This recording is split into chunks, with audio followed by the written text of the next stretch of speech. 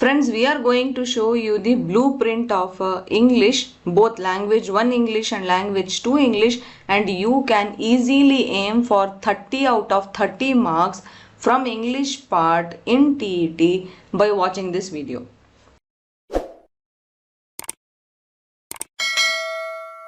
Hello everyone, welcome back to my YouTube channel Unfog with Dr. Atahar Parvin. Many aspirants were asking for English blueprint after watching the maths and science blueprint. Also social science aspirants were asking for English blueprint. We could see many comments below our videos. So we have made a blueprint by analyzing the previous year question papers of 2023 and 2024, both for English language 1 and English language 2. See, actually English is a major part of TET because it is having 30 questions with 30 marks, and these 30 marks if you gain, this can make you qualify TET. This video is going to help all aspirants, not only maths and science aspirants but also social science aspirants.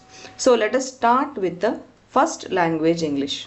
So here you can see we have made sections by analyzing the question paper, and we have noted the question numbers, and we are also giving you the number of questions along with the topics covered.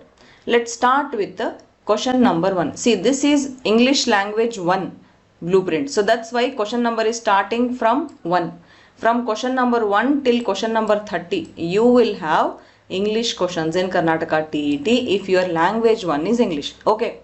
Now how the question paper will start? If you see the blueprint, it will start with the comprehension. In that comprehension you will have prose, and based on that comprehension you will have around 8 questions. What will be the questions based on? See, actually the questions will be based on the details of the given comprehension. You will have to read the comprehension and then give the answers, right? So the questions will be based on the details of that comprehension. It will be based on interference, means everything related to that prose they will ask. Okay. Then they may ask synonyms, they may ask antonyms, they may ask questions related to syllables and vocabulary. So these things, if you be perfect and if you read the comprehension carefully, then you can easily answer those questions. Following that comprehension of prose, you will have the comprehension of a poem. Number of questions will be 7, and the question number 9 to 15 is from the poem comprehension. Okay. Now what will be the questions based on this type of comprehension? They will ask questions based on the theme of the poem, then meaning, then literacy devices, maybe like a smiley is there, metaphor, alliteration, personification, those type of questions will be asked. Of course, because we are talking about a poem, they can ask questions based on rhyming words also. Okay. Then after that they will ask questions based on usage of grammar and usage of English language. So those will be from question number 16 to 20. Basically, total of 5 questions will be asked from proper English grammar. So you have to focus more on proper English grammar with only few topics like verb forms, degrees of comparison, reported speech, then how to combine the sentences, active and passive voice. So these type of famous topics only they will ask.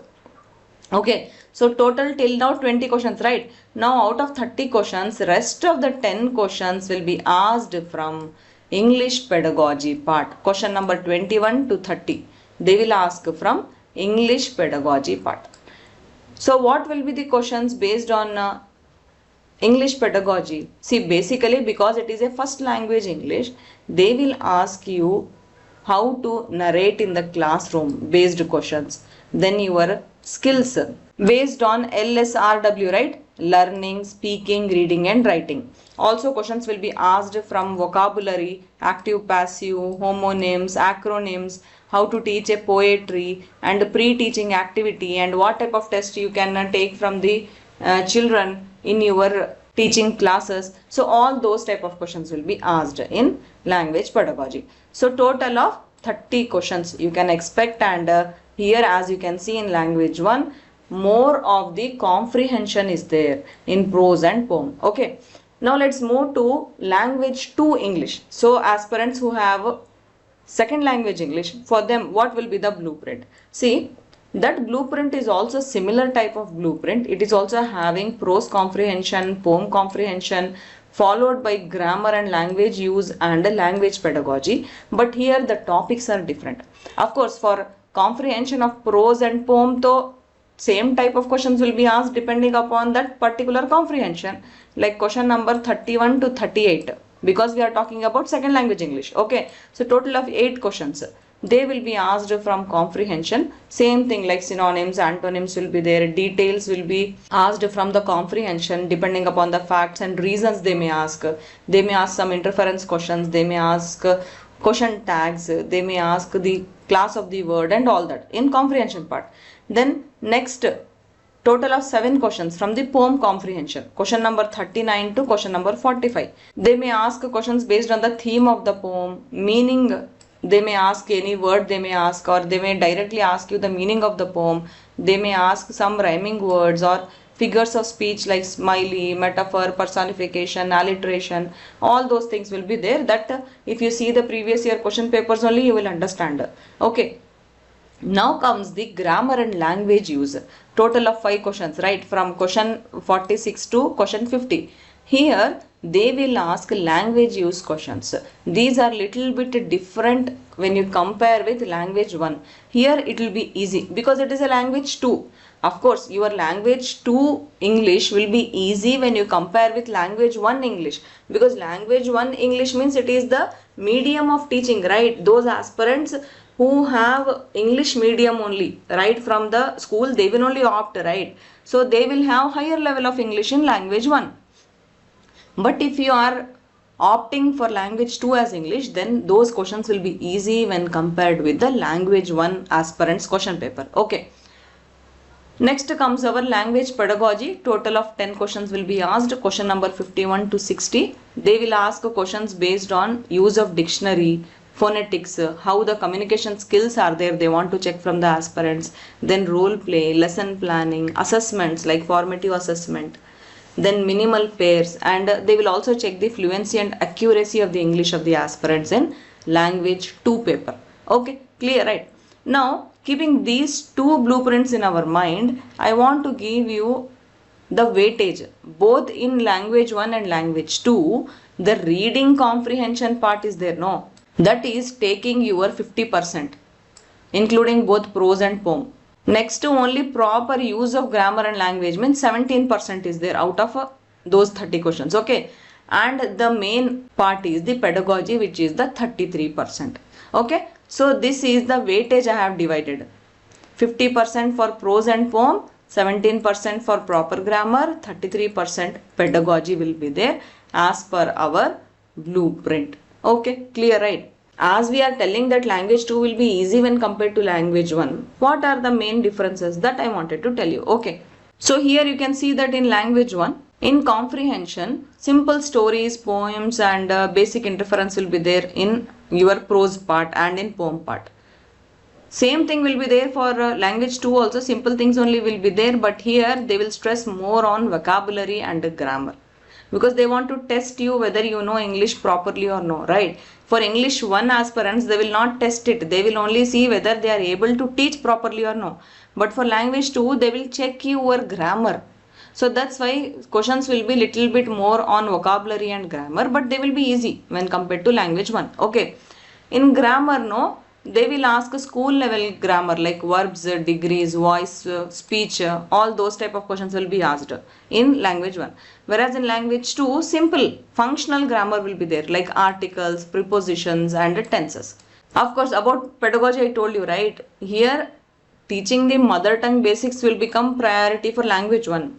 But in language 2, teaching English like phonetics, role play, fluency, that will become important. So those type of questions will be asked depending upon language 1 and language 2. So based on the blueprint which we saw for English language 1 and language 2, we have some important tips for you. See, if you really want to score 30 on 30, what you have to do? You have to read and read and read. You have to master reading, because half of the paper, that is out of 30 questions, 15 questions are from comprehension only. So if you read and practice a lot and you get master in reading, things will become very easy for you to answer the questions related to comprehension, either it is prose or poem. Okay. Next important, don't think pedagogy is just a theory. Don't say that madam we get bored, madam we don't understand. See, pedagogy, if you really understand, it will help you secure 10 marks. Not only that, it will also help you become a good teacher. You can use these classroom tricks in your class also while teaching in the class, and it will also give you marks. So why not, right? See, pedagogy is not tough. You try to mug up, you try to by heart. That's why it becomes tough for you. You should sit and understand pedagogy because it is made for teachers to help teach in the classroom. Okay. Then with pedagogy, you will get 10 more marks, right? Now remaining marks, that is 5 questions, 5 marks, grammar. So that much grammar is actually easy to score because once you are preparing for comprehension, your grammar also will become strong. Once you are reading pedagogy, in that way also your grammar will become strong. Unknowingly only you will be able to answer the questions with the correct answer in the exam. That is how it works. Okay, so try to read newspapers, try to watch English news, try to read the previous year question papers comprehension. Either it be any previous year question paper, it can be a SSLC question paper, it can be a ICSE school question paper, high school question paper, or it can be a PUC English question paper, or it can be a TET question paper. Try to read the comprehension passages, okay, or try to read the short stories. Purchase a nice English book. You can read that book also when you want to de-stress yourself. Another most important tip or trick we wanted to give you is, once you are preparing for comprehension and pedagogy, don't go to prepare for entire of the grammar. You can focus on main topics like functional grammar is there, voices, tenses, articles, prepositions, reported speech. Don't stick to only these topics, but these are the important topics. You can focus on them. Then later on, if you have time or if you are coming across some other topics of grammar, go for that also, but focus on this. This will help you in gaining more marks in the exam. So friends, just try to analyze the blueprint which we have given you. We have worked out a lot in preparing that blueprint. You have to just take the screenshot of that blueprint and then analyze and start your preparation right now, because I am telling you, English is always the easiest scoring part of the question paper. So this was English blueprint for Karnataka TET. Try to prepare all these areas well and you can score full marks in English. Okay. I hope this video is useful for all aspirants, whether you are from science or social studies background. So friends, all the best for your preparation. Don't forget to subscribe, share this video with your friends so that more aspirants get benefited with this blueprint.